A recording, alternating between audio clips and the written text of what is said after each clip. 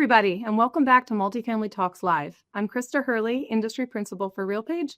I'm really excited to be here today with my friend, Sarah Covington, to discuss how Summit Property Management went to a centralized model. Multifamily Talks Live is a live video series you can expect monthly. It's talking about all things multifamily here on LinkedIn. Think live, candid conversations in more bite-sized formats. And if you can't tune in, don't worry. You can watch or listen to the replay using the link below or wherever you like to listen to your podcast.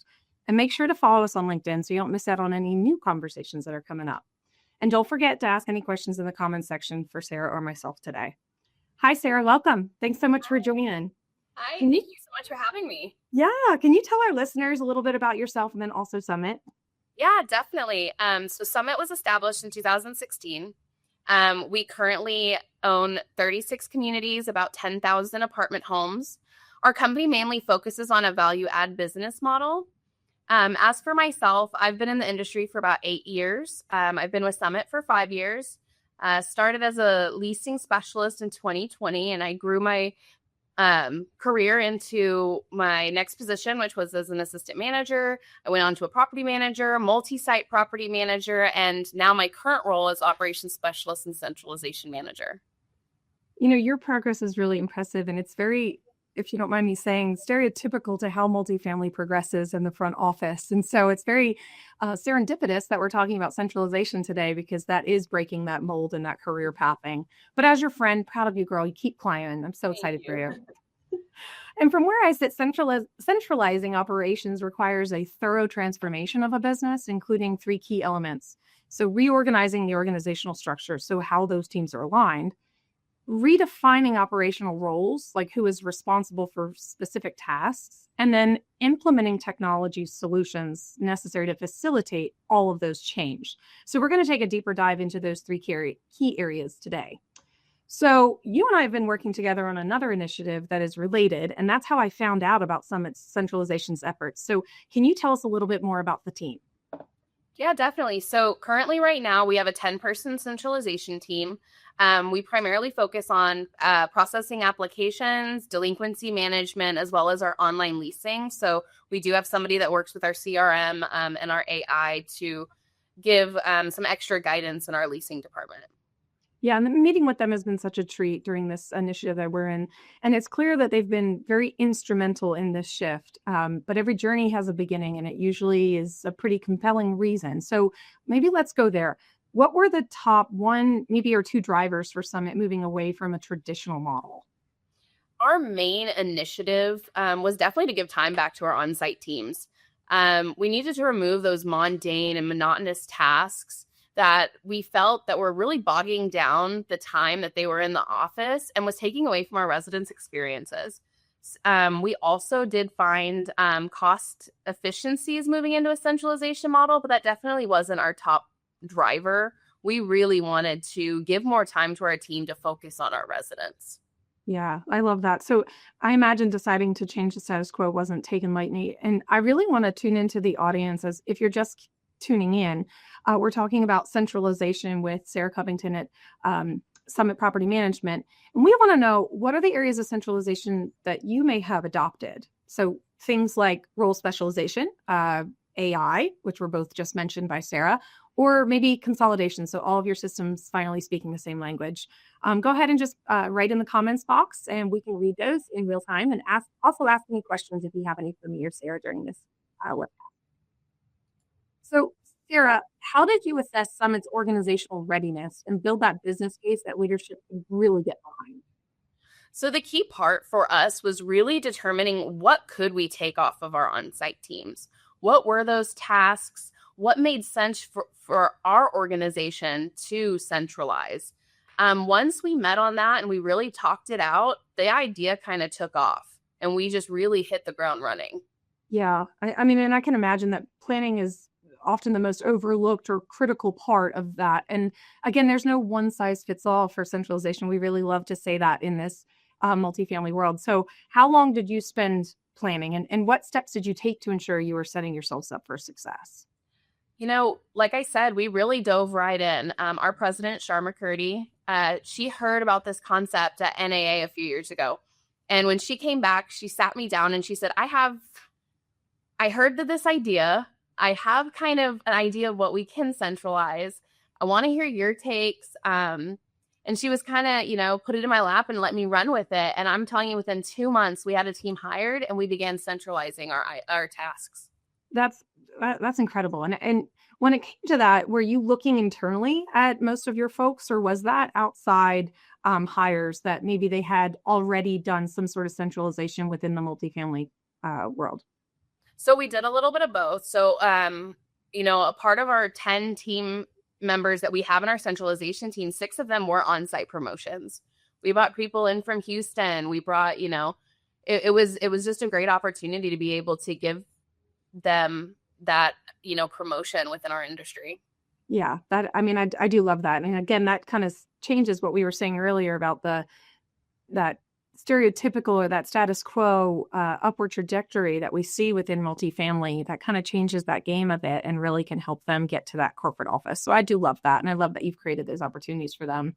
Mm-hmm. And every property, every role, every process is different. So choosing where to begin can really be overwhelming. So how did you determine which roles or processes to centralize first?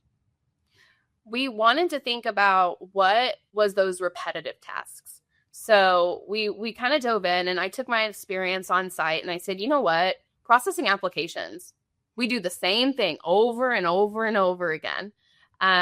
Delinquency, we're calling the residents over again. We're filing evictions. We're going to court. We're doing things like that.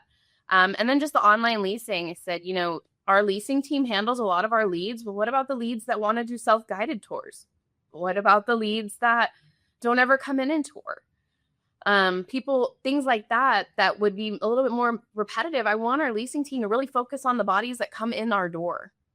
And so that was really what, made us realize exactly what roles and processes that we needed to centralize. Yeah. So, the whole time you were just saying that, I'm just so excited for you and the teams to kind of take that away. But let's talk results, because that's what everyone wants to know when you move from, the traditional model. What are the main benefits that you've observed at Summit? The biggest one I'm going to have to say is definitely consistency. We found that now all of our applications are processed the same. Our delinquency is handled the same. Our team ensures all are treated identically. We don't know who is on the other end of an application or a delinquent account. We look at the facts and we ensure that every transaction is completed exactly the same, which is important because when you're on site, you may have this couple come in that you absolutely fall in love with, and you have just a little bit more of an inkling to try to, maybe push that boundary of your criteria just a little bit over the edge to get them in. And it's very important in our industry to make sure that we follow fair housing guidelines. And this has definitely assisted us to do that, as well as making sure all of our communities are operating exactly the same. Yeah, it really takes that subjectivity out. That's a really great way to look at that. I love that. And consistency was the number one result. I love it. So with every big shift comes a learning curve. So what were some of the key challenges that you faced during the transition? And maybe how did you guys overcome them? Definitely finding our perfect process. It was definitely challenging. In our industry, we are experts in pivoting. We start doing the process one way and find out parts of it that didn't work. And we pivot, and then we pivot again until we find our perfect secret sauce that worked well for us. We just continued pivoting. We also really counted on our on-site team's feedback. We had calls with our managers. We were like, what is working for you with this? What is not working? Becoming a centralized model is extremely important to get your entire on-site team involved, because at the end of the day, they're the ones relinquishing these tasks. Is this going to really save you time? Please tell me. So it was really important for us to make this a Summit property management initiative with our on-site teams. I love that. And, I'm fairly close with you guys, you and Hannah, and everything that happens at Summit is just the teams really do come together. And I really have enjoyed watching that, especially in the latest initiative that we've rolled out for you guys. But change management is always the hardest part, right? So we talk a lot about systems and roles, but people ultimately drive this success. What strategies did you use to manage that human element of change, especially when you're adopting AI, right? You need to kind of keep that human element there. Well, as far as AI, we are a people business and we will always be a people business. There will never not be a human in our office. That's just the way it is. We give homes to people. We're gonna continue to be a people service. Yeah, I love that, 'cause there are some in the industry that may objectify that. So I do love that Summit is that way. Again, your people are your strongest asset. 100%. And as far as going into the centralization role and just presenting it to our teams, in my opinion, change means growth. The world is constantly changing. Our industry is constantly changing. And if we don't adapt to support that change, we will be left behind. It was very, very important for us to ensure our on-site teams had that support while we were explaining that change is necessary part of life and part of this industry. So it was really, just continue to give your team support, but also know change is growth. You're making something better. Yeah, awesome. So I did see a comment come in. I'm so sorry, Sam Smith. It says that you're having audio issues. I really hope that has changed for you. But we did have a question from Marissa Valadez. You might have already said this, but what tasks exactly are you centralizing? How many properties are you assigning per centralized team member? Great question. Thank you, Marissa. Of course. So we have already centralized our application processing, our delinquency management, and our online leasing. We have 4 people processing applications for 36 communities, and we have 4 people working delinquency on 36 communities. So it's about 9-per-1 ratio. Wow. Awesome. And I will like to add to that, it does seem like a lot. But in the last month, we did bring on products from RealPage that really assisted us in the centralization of our application processing. So we did bring on the RealPage identity verification premium as well as the income verification. And both of these tools have significantly increased our application processing time, allowing our teams to handle a higher volume. Well, I love to hear that. And that's the initiative I've been saying this whole time. I was trying to be discreet, but there you go, Sarah. Thank you for that plug. Sorry, I'll just tell it all. No, that's great. So let's talk data. What were the metrics that you tracked to measure success during and after implementation? I know one of those is obviously the time, since you just mentioned that, but go ahead, Sarah. Yeah, so definitely the application time, like I said, the lead follow-up rates, occupancy, our collection metrics during this process. But each of these are related in the industry. If you have positive and quick lead follow-up times, that can directly affect your application volume. You have fast application completion times means faster move-ins, which leads to higher occupancy. Consistency in your applications lead to lower delinquency. Better collection follow-ups leads to less bad debt. It is all one big cycle from start to finish.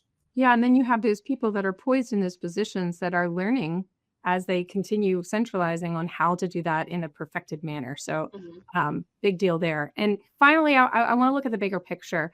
What has been the most significant benefit Summit has seen in terms of, you've mentioned cost savings, efficiency, or even that customer experience? During the centralization process, I mentioned before that we did find that cost savings. But the efficiency and customer experience was most important to us, allowing our teams to really focus on resident retention and the products that we were delivering to our residents has definitely elevated our customer service. Awesome. I do have another question coming in from Kara Mullins. Do any of these properties have affordability or are they all market rate? Great question. So we do have 2 affordable communities. Awesome. And centralization can reshape not just the processes, but the culture. So I have a question about that shift, right? The impacted employee engagement and retention at Summit. Can you talk a little bit about how your culture has after the centralization efforts? Of course. Since centralizing, we have experienced lower turnover rates. It has given us time to really focus on the culture of our company, which has definitely been our number 1 priority since day one. We have also been voted as NAA Best Place to Work for 3 years. All of our statistics together definitely shows and is a testament to our continued commitment to our team. We are here to consistently give our team happiness and make sure that they are successful. Love that. Love to hear that. If you have any additional questions, definitely put them in the comments. Thank you so much, Sarah, for joining Multifamily Talks Live.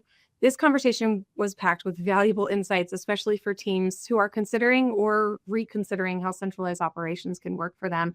That was a testament to their questions. So don't forget, we'll be back next month with more live, relevant, and real conversations. Make sure to follow us here on LinkedIn so you don't miss it. Thanks, everyone, and see you next time.